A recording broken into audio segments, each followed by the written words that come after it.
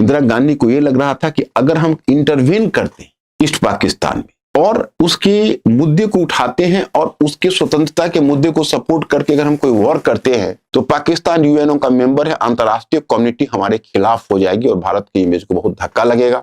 और वो फूक फूक के कदम उठाना चाहती थी क्योंकि उनके पिता का कैरियर चाइनीज वॉर में को लेकर समाप्त हुआ था। इसलिए उसने 2-3 चीजें की। सबसे पहले उसने यह सोचा कि चलो मुक्ति वाहिनी को समर्थन करते हैं।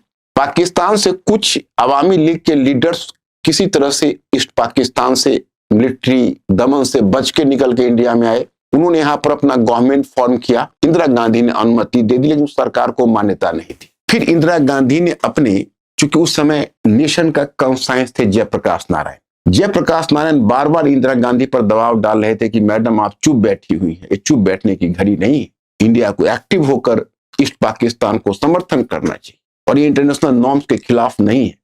इंदिरा गांधी फिर भी हिचक रही थी। बाद में इंदिरा गांधी ने एक स्ट्रेटेजी अपनाई। उसने कहा कि पहले ऐसा करते हैं, पहले पब्लिक ओपिनियन वर्ल्ड में हम तैयार करते हैं, क्योंकि देखते देखते इंडिया में 100 मिलियन 100 मिलियन यानी 10 रिफ्यूजीज इंडिया में आ गए। अब इतने रिफ्यूजीज को इंडिया बर्दाश्त करने की स्थिति में नहीं था।